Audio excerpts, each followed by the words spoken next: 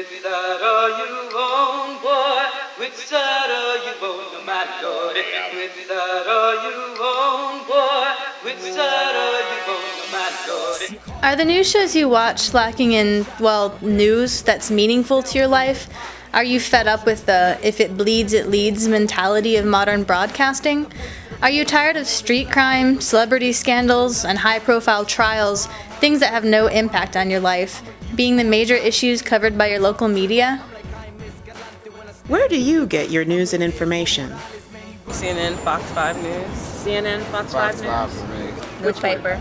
Newspaper? I basically get mine from the internet, word of mouth, and regular local news or CNN. I would have to say mostly from Twitter. Lately, the internet. I guess it'd be more books and magazines and I guess the internet. I get my information through the internet, and I measure it by if it feels right in my tummy. Like I go by my feelings, and if I hear something and it just sounds truthful, I try to go by that. What stories are not being reported on the news that you would like to see? Just actual news instead of it being entertainment. It seems like nowadays what we call the news, what we watch the news is more for entertainment. Just death, court cases that don't even reflect the people that are watching them.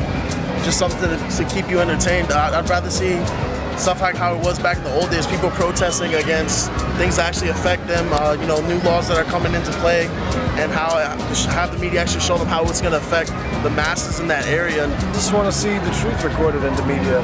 The truth is that all these ideals that they're like trying to push and act like this is normal, I mean, it's all lies. People are still segregated. There's brothers and sisters, and I don't mean based on like the superficial view. I mean, everybody's a brother and sister, and people don't see that. The media is pushing for that because it suits the system that people are segregated from within themselves and from one another. Because as long as you're pointing the finger towards other people based on the superficiality, I mean, you're not pointing at the real enemy, and that's the one that's raping everybody for the sake of money and power, and they're all over. In every country, in every part of the world, in every city, it doesn't matter where you're at, it's all over. I would like to see the truth. Addressing like a lot of the issues that's going on, as far as Atlanta, in terms of that are provided here for homelessness and veterans per se. Yeah, I agree. Being a veteran also, they can do a lot more, to put the military veterans, to the forefront of society, besides just always continuing to keep them in the background and then discussing them as an entity and dehumanizing them, for the service that they, been through for the rights that a lot of us have as Americans today. There should definitely be more of a focus on good news. I hear enough bad stuff, especially when it comes to the African American community and the impoverished. I think there are ways for us to address the problems in a constructive manner. Here you go. Without trying to again antagonize and make people fearful of their surroundings. Have you ever seen the media report a story differently than how you actually witnessed it? Someone that I've never met, that I can't really look in their eyes, and someone on TV who's reading a prompter, I feel like it's never really credible, because the person that's saying is not even the person that wrote it, so how is it even credible unless newspapers you can read a certain writer, a certain journalist, stuff like that at least, but most of the people in this society, we get our news and mostly everything that infiltrates our mind is through television. People don't read as much as they used to. Started with Fox News and them antagonizing Common and trying to make him to be a gangster rapper, and he's actually the exact opposite. And even Jill Scott, who is just a girl from Philly who likes to sing and has, thank you so much, and has a very versatile style and really neglects dwelling on violence and things of that nature. He's really an awesome poet. And the fact that it was blatant racism and discrimination, really makes you think about what's presented in the news. I took a class in college.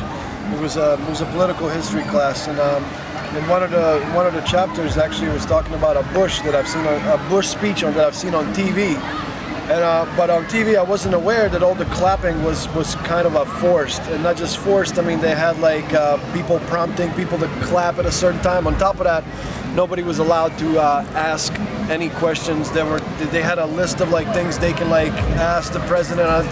To me, that's so controlled that it's so dislocated from freedom of speech or anything that the world supposedly presents as the norm. That it just blew me away, because I remember watching that speech. Now, a lot of times the news tries to, hype you up and fabricate stories to make it seem more intense than what it is. Because I know that they were talking about the flooding in Memphis. I have family members in Memphis, and they were like, it was really not as bad as it seemed. They were comparing to Katrina. They was like, a lot of just homes were just flooded, but it wasn't. A lot of areas wasn't really affected by it. So a lot of times you see things on the news, and a lot of times they change it, make it more intense than what it is. Are you more likely to trust the news you get from the corporate media or from citizen journalists?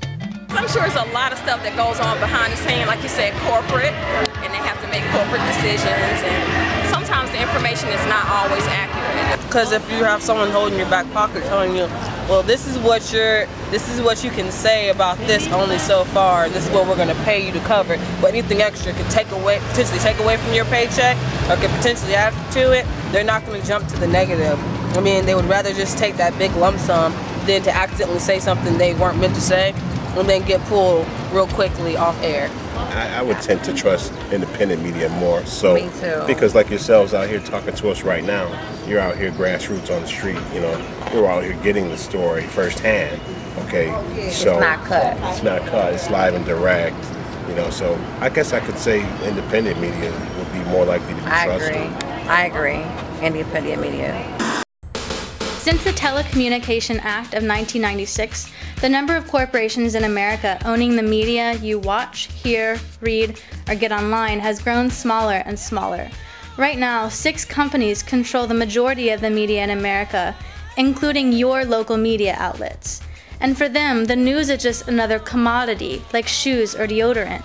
And in the broadcaster's corporate boardrooms, you the viewer aren't a citizen to be informed in a democracy. At best, you are just another element in an equation for selling airtime to advertisers. And at worst, you're seen as someone to be lied to in order to get you to vote against your own interests and to be afraid of and distrust anyone who doesn't look like you. But in a world of diminishing choices, there is a place that offers news and information uncontaminated by a corporate filter or bottom-line constraints. That's the Atlanta Independent Media Center. Since 2000, the volunteer citizen journalists of Atlanta IMC have covered stories and issues the corporate media have glossed over or flat out refused to cover for fear of lost advertising revenue. In a time when the US government is trying to dominate the world and US corporations are trying to dominate the government, can you really trust a media that is on board with their agenda? In this age of disinfotainment, Atlanta Indy Media brings you coverage of issues that affect people's lives in Atlanta and around the country in real and direct ways. We speak truth to power. We spotlight victories of the weak against the powerful. And unlike the corporate media, we show that revolutionary change isn't just possible, it's inevitable. So don't hate the media, become the media.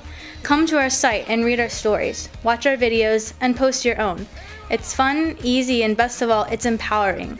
Atlanta Indy Media doesn't believe that information is a commodity or that our readers and viewers are a target audience for sponsors. We believe in truth. We believe in empowering people with knowledge, and this combination is the greatest weapon to neutralize a society built on greed and lies. There's something happening in the country, and I think across the world there's something happening. Something has to happen. The way that the world is, the way that it's just, you can tell that the world is changing in a certain way. There's a certain energy that's changing, and you can see it around, but it's very subtle, and they're trying to silence it. But it's happening, and it's coming to the point where they're not able to silence it, and more people, it's just the knowledge. If the masses could all connect on that certain wavelength at the same general time in history, that's what happens. That's how it happens in history, throughout history.